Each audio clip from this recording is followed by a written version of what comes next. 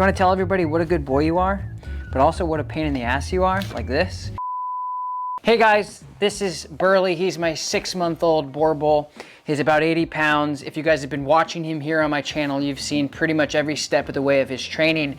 And I want to be realistic with you guys and let you know that yes, his obedience is good, but he is still a terror in the house. I absolutely love Burleigh, but he also is going through the puppy stages. And I think it's really important for you guys to know at home that the training that we're doing, the obedience, the place, the down, the stay, the leave it, all that stuff is obedience, and he'll do all those things. But he's still a puppy. He's still learning. He's still very immature. He's still very juvenile. He's still gonna chew on things. He's still going to rip things off the shelf. He's going to chase my son when he's trying to play. He's gonna scare him. He's gonna knock people over. He's still gonna get very excited when people come over and be this really rambunctious dog. And we're not gonna be able to tell this fish not to swim to be like that. He's a 6-month-old dog. He likes people. I've really been working on his temperament. You guys have seen his socialization videos. You've seen his basic obedience. I haven't even taught him sit yet just because it's not really relevant to what I'm doing.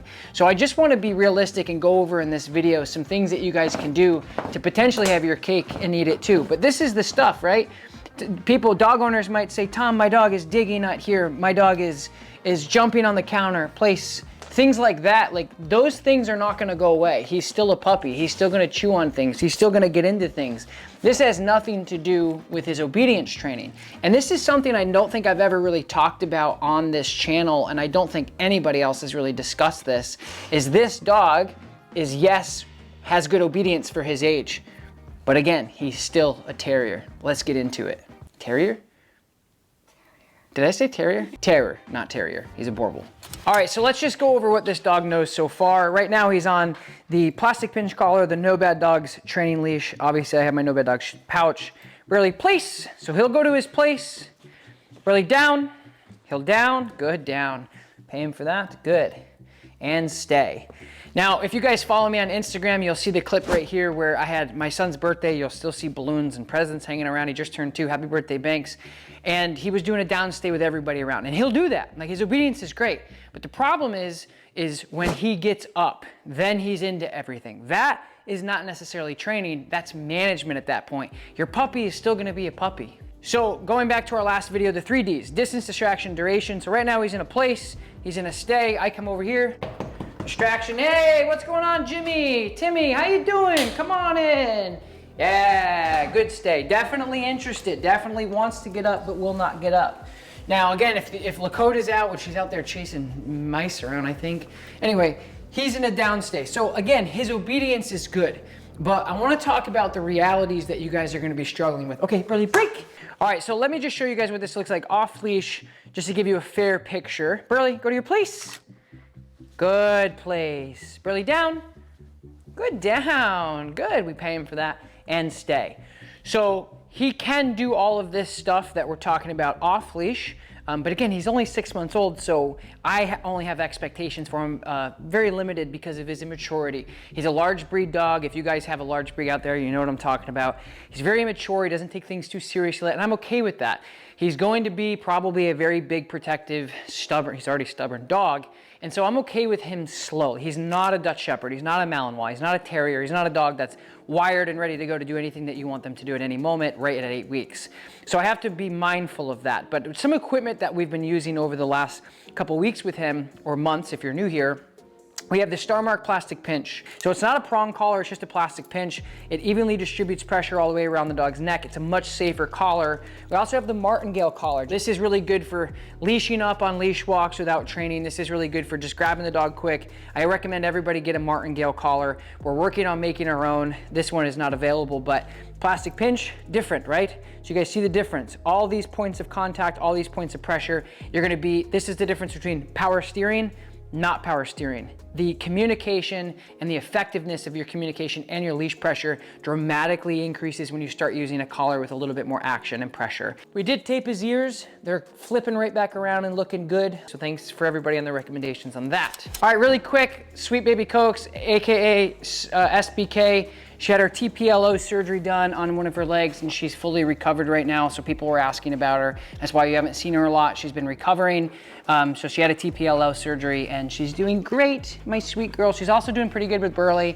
Everything's going pretty good with there. Also guys, we have these interactive new t-shirts where you can write your dog's name on here and a funny thing on the back, which we'll post right here. Available right now, limited edition. You guys can get that in the link in the description as well. So over here in the Tom Davis No Bad Dog Impact crate is his little, if you guys, you know, he has his brush, he has his little puppy toy, which is really cute. We have slip leashes.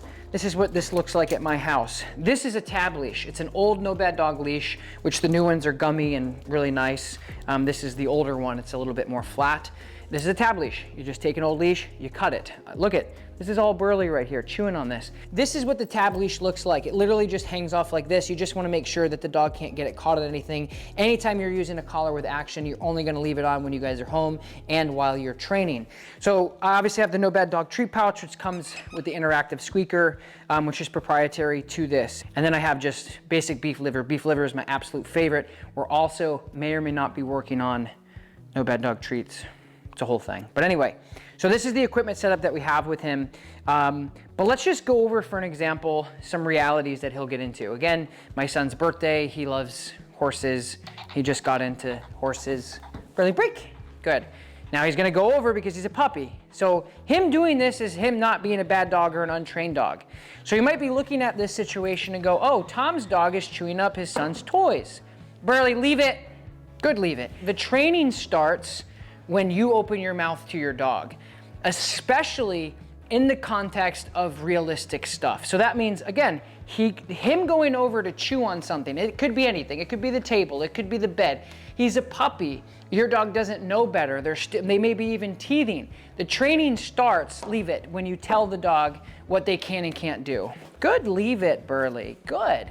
So that's really important for you guys to understand. I myself am so frustrated with this dog because of the things that he's doing. It's unbearable for me sometimes because I'm so used to Lakota, right? A level 3 trained dog, and now I have this big blockhead here who is taking his sweet time maturing and understanding things. And this is the reality. This is life with him. Right now, like, look, he's going over here. He's like, oh, I'm just gonna nibble just a little bit on this. One thing I recommend to dog owners, which I talked about on my Instagram, leave it. Good, leave it. And I talked about on my Instagram is having a leash on your dog. The tab leash, now what? Now what are you gonna do? Now you're stuck, you're gonna hit your head. It's gonna, now, yeah, yep, now it's a whole thing. This is the part of this dog that I love. He's goofy and silly and funny, but leave your tab leash on or just leave your regular leash on. Your leash right here, this tab leash, or even your regular, your 4-foot training leash can be on your dog while you're at home. So many dog owners are like, put the leash on and inside. And think about this. The leash is for some and most dog owners the thing that keeps your dog to you when you're outside. So they don't run away. They don't get hit by a car. They don't run to the neighbors, whatever. That's the leash for most people. And that's a sad truth. This is your training wheels. This is your communication. This is your connection. This is your input. You have an electric guitar and you want to plug it into the amplifier to communicate. Boom, you plug it in. Now it's amplified. So make sure that if you guys are still, here we go again. Burleigh, leave it. Again, this is not an untrained dog because we'll enforce this. Leave it. Good. Now that's an enforced leave it there. And look, this is what he's gonna do now. He's gonna come over here and he's gonna say, well, I'm gonna chew on your arm then, Dad. Because he is a puppy. He wants to chew on stuff. He sees a big fuzzy animal that looks a lot like his toys. He doesn't know that this is my son's birthday present. I can show you all the stuff that this dog does with obedience, and you guys would probably feel like crap because you're like, man, my dog doesn't do any of that yet, or my dog does that, but they're still chewing on my son's toys and stuff. This is what that dog is doing. Look, he's just constantly trying to get into stuff. But I just want to be fair with you guys, like him trying to play, like I can start getting him going. And to be fair, I want you guys to see, look, Burleigh toy.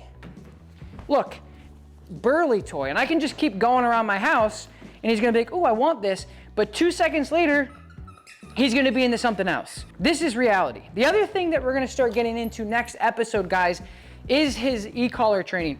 The remote collar is the equivalent to sending emails after we've been pen paling with each other for years via pen and paper and sending it out with the USPS. This is going to be ability to just say, I'm communicating with you right now. I don't have to go outside and put your leash on. I don't have to put a leash on you inside. This is your ability to give your dog not only the off-leash freedom that they deserve and want, but it gives you the ability to hold your dog accountable from anywhere on your property, which is huge. So here's another thing that I want to point out with you guys that's really helpful if you guys have the crate command, or if you have the ability to have the crate command. Let's just go over that for a moment to share with you how valuable that is for a dog like this, who is constantly trying to get into stuff regardless of how much exercise and stuff that you give them. He's just a puppy. They want to get into everything. All right, let me show you what that looks like. Okay, great. So we send Burleigh into his crate. Good. Now, when he gets into his crate, I can go to the store. I can go take a shower. I can go work out, which I brought him working out the other day and he chewed on the matting, but it's regardless, it's besides the point. So I think, you know, depending on where you live, we see this stuff all the time, like, oh, Tom, the crate's illegal here, the e-collar's legal here. Well, eating cheese for dessert in the UK is weird for us Americans, okay? Everybody has their own way of living lives. Americans use crates all the time to keep their dogs safe. If I did not put this dog in the crate and he went in there and took a nap, and I went to go take a shower, I ran to run errands, or I brought my son outside or something, this dog would not only be into everything, but again, that's not training. You can't train a dog to not get into different things. This is what they do. They're bored, they're interested, they're teething, they're getting into stuff. That is not training necessarily. That is just the dog being a puppy. That's the dog being a dog. They will outgrow these things, but the crate is a invaluable resource for you to go, I'm gonna keep you safe, I'm gonna come in. Okay, good. I just went to the store, got blueberries with my son, Burleigh break. Now he can come out and I'm gonna bring him outside to go potty and all that stuff. Do not leave training equipment on when your dog is into the crate. That kind of goes without saying, but I have to say that.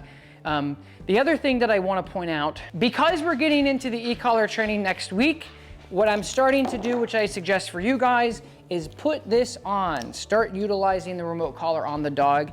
Some people, it's so funny, again, like cultures of dogs, being in with dogs. I work with dogs professionally. I travel the entire world working with dogs, and I'm very grateful for that. Also, we're coming to Netherlands this fall. We're coming to Nashville this fall. Link in the description for all of the ticket information. I can't wait to see you guys. All right, guys, so this is it. 6-month-old Boerboel puppy. Cutest thing ever. We love him. He's a pain in the butt like puppies are. But because he's 80 pounds, he's even a bigger pain in the butt, literally. So this is the reality. And I wanted to be honest with you guys because I feel like so many people see a trained dog and they get self-conscious and then they stop training their dog because they're frustrated. No, this is the reality of having an 8-month-old or 6-month-old puppy doing this stuff, okay? Leave it. Down. Good. Stay. And that's obedience. This dog listens. Now, if you put those things out of context, and I just showed you that, you'd be like, wow, Tom's dog is so trained. Yeah, he's trained. He'll down, he'll stay, he'll still chew on stuff. He doesn't care whose toy this is. So I just wanted to be honest with you guys. That's what I've always tried to be about this channel. I appreciate every single person out there in the No Bad Dog Army watching, listening. If you guys want to come to my seminars, all the information is below. The e-collar course is below. The Kickstarter course is below. My podcast is below. Everything's below. You guys can continue to learn along with this guy. Make sure you follow me on Instagram because that's where all the funny stuff happens on my stories. Thank you guys so much for watching and listening. If you like this video, leave a comment, like this video. We appreciate the engagement. It helps boost the channel, boost the video. Thank you guys, and I'll talk to you next time with the e-collar introduction.